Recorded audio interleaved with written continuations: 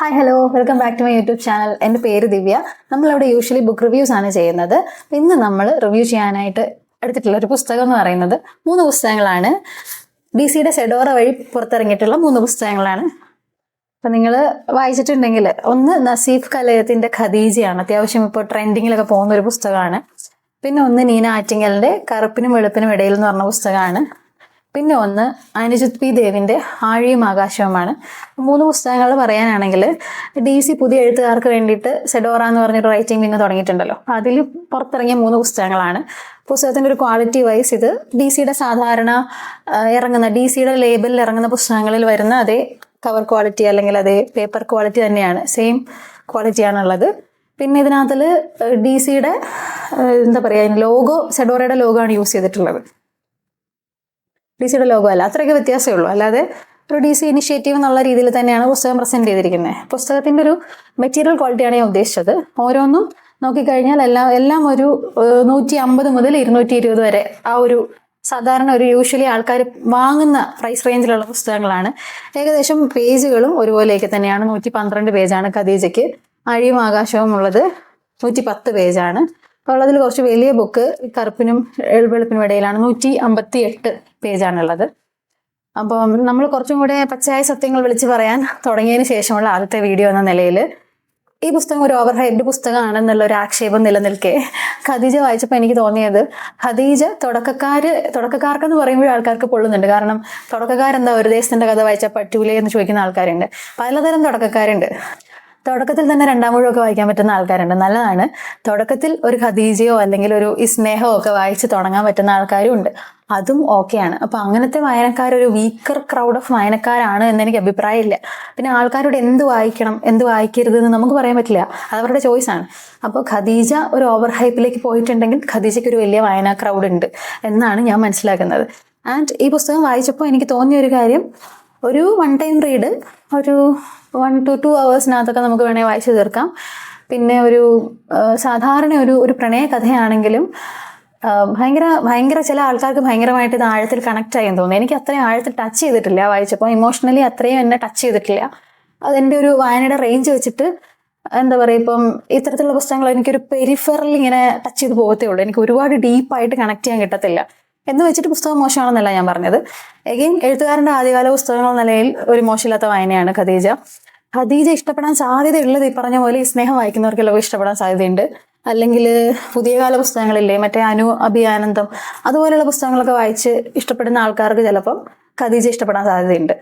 അതാണ് ഖദീജയുടെ എനിക്ക് തോന്നിയ ഒരു റിവ്യൂ. മെച്ചപ്പെടുത്താമായിരുന്നു എന്ന് എനിക്ക് തോന്നിയത് ലാംഗ്വേജ് കുറച്ചും കൂടി ആൾക്കാർ ഫാക്ച്വൽ ആയിട്ടുള്ള കാര്യങ്ങൾ എഴുതി വെക്കാൻ വളരെ എളുപ്പമാണ്. നമ്മൾ അതിനകത്ത് ഭാഷയിലൊരു ഭംഗി വരിക, അതിലേക്ക് ഇമോഷണലി ആൾക്കാരെ കണക്ട് ചെയ്യിക്കുക എന്നുള്ളതാണ് അതിൻ്റെ അടുത്ത ലെവൽ.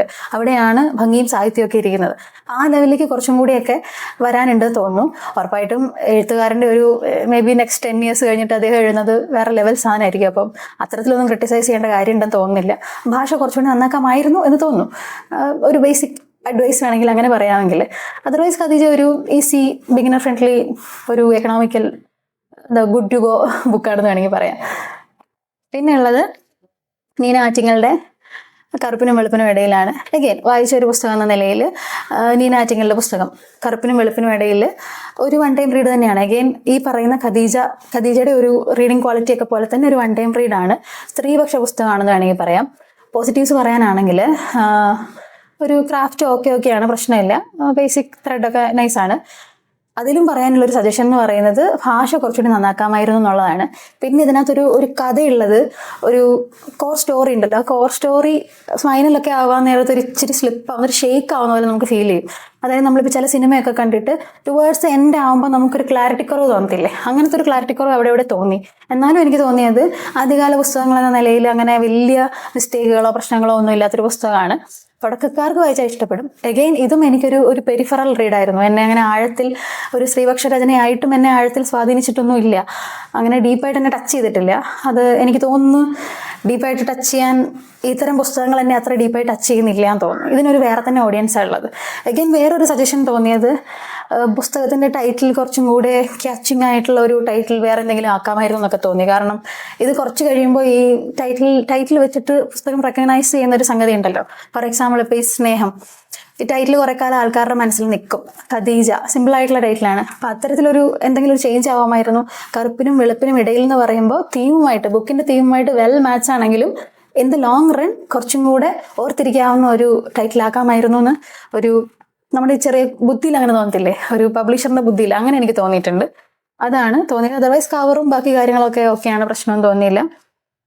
ഇത് രണ്ടും ഞാൻ ബുക്ക് ലോഞ്ചിൻ്റെ അന്ന് വാങ്ങിച്ചതാണ് കേട്ടോ. ഇതെൻ്റെ ഒരു സുഹൃത്ത് തന്നതാണ്. ഇനി ആഴിയും ആകാശം, അനുജത്തിന്റെ പുസ്തകത്തിൽ എനിക്ക് ഈ 3 പുസ്തകത്തിലും കുറച്ചും കൂടെ ഒരു വായനാസുഖം കിട്ടിയ പുസ്തകം ഇതാണ്. ഏകദേശം പക്ഷെ കഥാ ത്രെഡൊക്കെ പറയാനാണെങ്കിൽ കഥാ ക്വാളിറ്റി എല്ലാത്തിലും ഒരുപോലെയാണെങ്കിലും ഭാഷയുടെ കുറച്ചും കൂടി ഉള്ളൊരു സുഖം, ഒരു തോന്നിയത് ഈ പുസ്തകത്തിലാണ്. ഇതാണെങ്കിൽ ഞാൻ ഈ പറയുന്ന ട്രെൻഡിങ്ങിൽ അധികം കണ്ടിട്ടുമില്ല, ബാക്കിയുള്ളത് പോയ പോലെ അധികം കണ്ടിട്ടുമില്ല, ഖദീജയൊന്നും പോയ പോലെ കണ്ടിട്ടില്ല.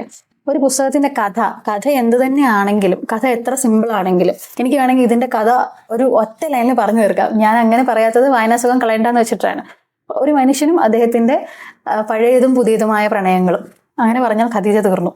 പിന്നെ ഈ പറയുന്ന പോലെ സ്ത്രീകൾക്ക് സ്ത്രീകളെ പ്രണയിച്ചുകൂടെ, തീർന്നു. കറുപ്പിനും വെളുപ്പിനും ഇടയിൽ തീർന്നു. അങ്ങനെ എനിക്ക് വേണമെങ്കിൽ പറഞ്ഞു വെക്കാം. ഇത് തന്നെയാണ് അതിൻ്റെ ഒരു 1 ലൈൻ. അപ്പം അതുപോലെ ആഴിയും ആകാശത്തിൽ നമുക്ക് അങ്ങനെ 1 ലൈൻ ഞാൻ പറയാഞ്ഞത് ഇതിനൊരു വായനാസുഖമുണ്ട്. അഗെയിൻ വായനാസുഖം എന്ന് പറഞ്ഞാൽ ഏറ്റവും സിമ്പിളായിട്ടുള്ള ഒരു കഥ പോലും നമുക്ക് കുറച്ചും കൂടെ ഹൃദ്യമായിട്ട് പറയാമല്ലോ. അതാണ് വായനാസുഖം എന്ന് പറയുന്നത്. അവിടെയാണ് ഒരു പുസ്തകത്തിൻ്റെ വായനയിലുള്ള സുഖം. ഫോർ എക്സാമ്പിൾ, ഇപ്പോൾ പുതിയ എഴുത്തുകാരിൽ തന്നെ ജിസ്മ ഫൈസിൻ്റെ എൻ്റെ അരുമയായ പക്ഷിക്ക് എന്ന് പറഞ്ഞ പുസ്തകം, ഇത്രയും തന്നെ വലിപ്പമുള്ള DC വഴി പുറത്തിറങ്ങിയ, സെഡോറയല്ല DC വഴി പുറത്തിറങ്ങിയ പുസ്തകമാണത്. അതിനുള്ളിലും സിമ്പിളായിട്ടുള്ള പ്രണയകഥയാണ് പറയുന്നത്. പക്ഷേ ആ വായനാസുഖം, ഭാഷയിലുള്ള സുഖം വേറെയാണ്, ഭയങ്കര ഡിഫറെൻ്റ് ആണ്. അപ്പം അത്തരത്തിൽ 3 പുസ്തകത്തിലും ഭാഷാപരമായിട്ട് കുറച്ചും കൂടി മുന്നോട്ട് പോകാനുണ്ടെന്ന് തോന്നി.